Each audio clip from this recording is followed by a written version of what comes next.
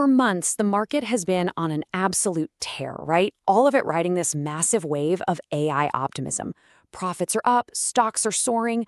But what if, and this is a big what if, the very thing driving this boom is also planting the seeds for a massive bust? Today, we're going to unpack a memo that asks that exact question and see what it means for all of us. And this is the question, right here. It comes from a research memo that just sent these massive shockwaves through Wall Street. I mean, it's the kind of thing that might make you look twice at the AI stocks in your portfolio. This is really the heart of the whole story, this paradox that the wild success of AI could actually sink the economy.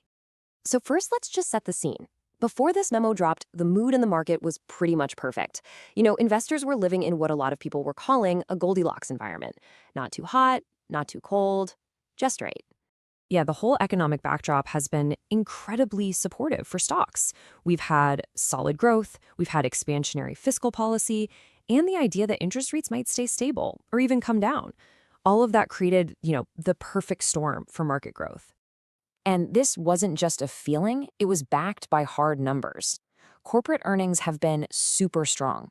Analysts were actually expecting double-digit gains for U.S. companies, and a lot of that was being driven by AI-powered profit growth.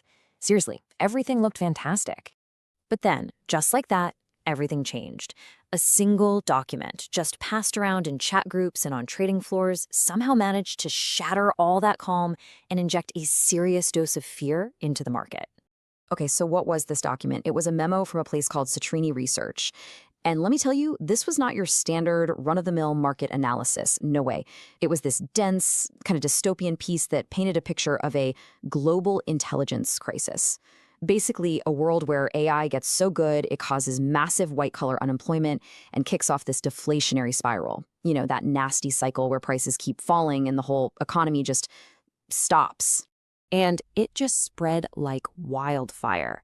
The note was bouncing around hedge fund group chats. It was all over Bloomberg terminals. It went from this niche little thought experiment to the talk of the town in just a few hours. The impact was immediate, and it was brutal. The S&P 500, which had been doing fine for the day, completely flipped and ended up closing down over 1%. And software stocks, financial ETFs, they got hit especially hard. Now, what's really fascinating here is that traders were openly saying the memo was the reason for the sell-off. It just goes to show you how sensitive the market had become to a really compelling story, even a speculative one, that challenged that whole AI is a miracle narrative. So what on earth did this memo say that was so terrifying? Let's dig into the core argument, which really revolves around one powerful idea: the total collapse of entire industries because AI gets rid of economic friction. The memo basically argues that trillions of dollars of value are built on this thing called intermediation. Just think of it like a tax on things being complicated or inconvenient.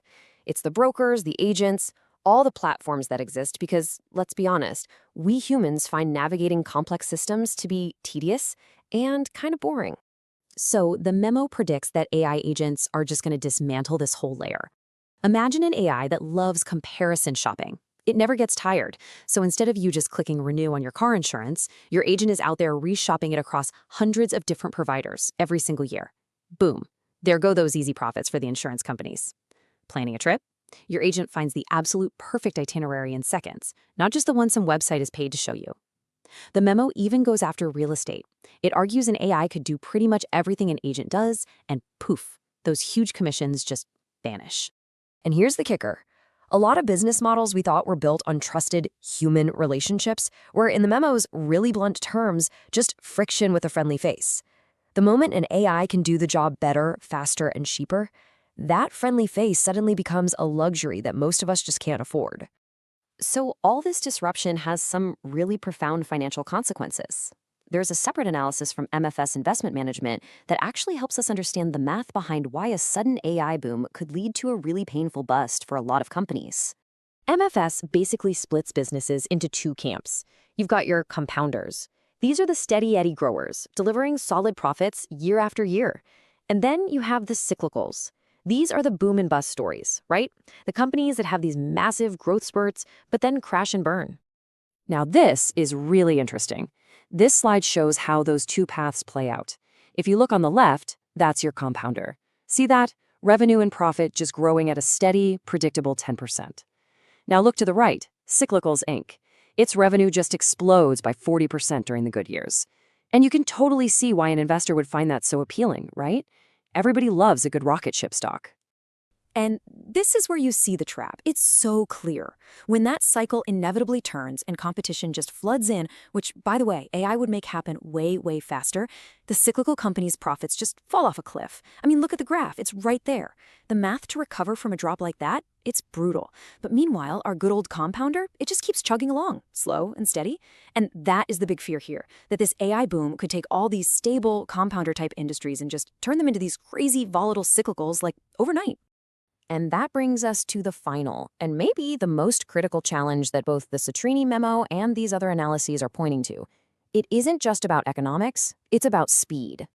This quote from the Citrini memo just nails it. It frames the core problem perfectly.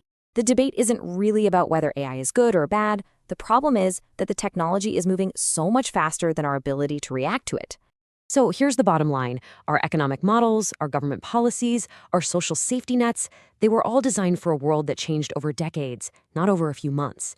They simply were not built for this kind of crazy fast technological disruption. Which leaves us with the ultimate question, doesn't it? The technology is not slowing down. We know the value of human intelligence is changing. As a society and as investors, we still have a moment to get ahead of this. But whether we can build the new systems we need in time, well, that's